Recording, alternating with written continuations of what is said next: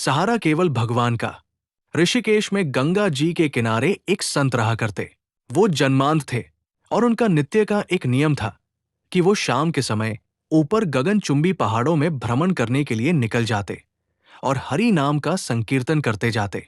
एक दिन उनके एक शिष्य ने उनसे पूछा, बाबा आप हर रोज इतने ऊंचे ऊंचे पहाड़ों पर भ्रमण हेतु जाते हैं, वहां बहुत गहरी गहरी खाइयां भी हैं और आपको आंखों से दिखलाई नहीं देता, क्या आपको डर नहीं लगता अगर कभी पांव लड़खड़ा गए तो? बाबा ने कुछ नहीं कहा और शाम के समय शिष्य को साथ ले चले। पहाड़ों के मध्य थे तो बाबा ने शिष्य से कहा, जैसे ही कोई गहरी खाई आए तो बताना।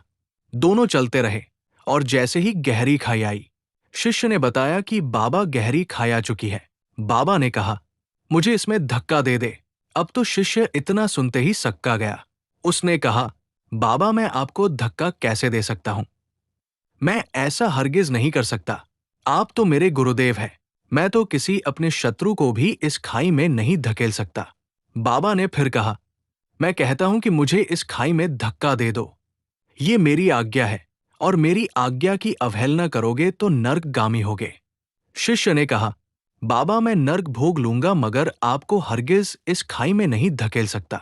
तब बाबा ने शिष्य से कहा, रे नादान बालक, जब तुझ जैसा एक साधारण प्राणी मुझे खाई में नहीं धकेल सकता तो बता, मेरा मालिक भला कैसे मुझे खाई में गिरने देगा? उसे तो सिर्फ गिरे हुओं को उबारना आता है, गिरे हुओं को उठाना आता है। वो कभी भी किसी को गिरने नहीं देता। वो पल पल हमारे साथ है, बस हमें उस पर विश्वास रखना होगा।